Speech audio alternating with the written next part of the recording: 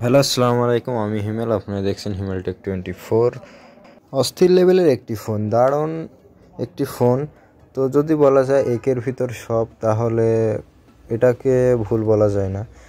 তো মূলত এই ফোনটির ভিতরে থাকছে গেমিং প্রসেসর, অ্যান্ড এই ফোনটিতে থাকছে হচ্ছে ফটোশ্যুট করার জন্য ক্যামেরা, অ্যান্ড 4K রেগুলেশনের ভিডিও রেকর্ড করতে পারবেন।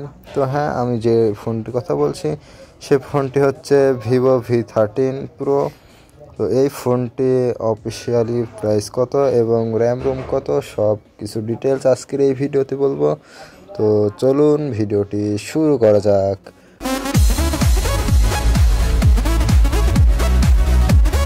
এই ফোনটিকে যদি বলা হয় যে আইফোনকে টেক্কা দেওয়ার মতো ক্ষমতা আছে, তাহলে কোনো অংশে ভুল বলা যাবে না। কারণ এই ফোনটিতে রয়েছে ক্যামেরা, দুর্দান্ত ক্যামেরা, এবং অ্যান্ড্রয়েড 14 রান করতেছে।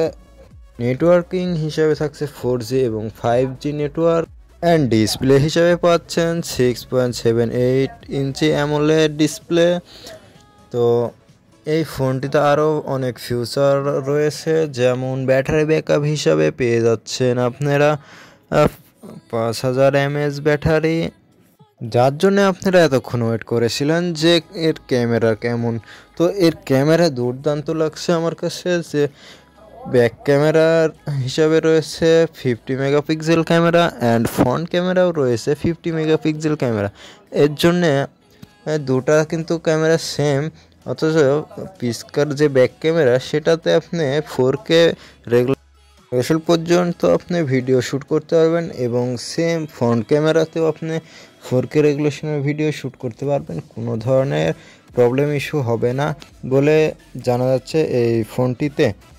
আরও থাকছে এই ফোনটিতে যে আপনার র্যাম হিসাবে আমরা যদি দেখি, তাহলে র্যাম হিসাবে থাকছে 12GB র্যাম, এবং রোম হিসাবে থাকছে 512GB রোম স্টোরেজ। এটা আমার কাছে অনেকই ভালো লাগছে, এবং আপনাদের কাছে কেমন লাগছে কমেন্ট করে জানাতে ভুলবেন না।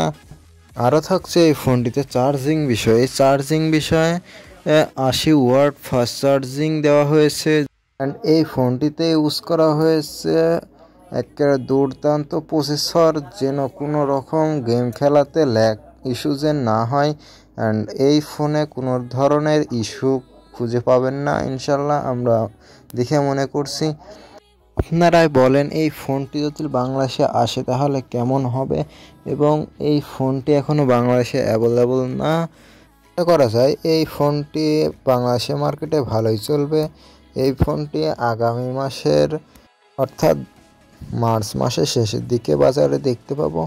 তো এই ফোনটির বাজার মূল্য হতে পারে 40 থেকে 50 হাজারের মতো প্রাইস হতে পারে।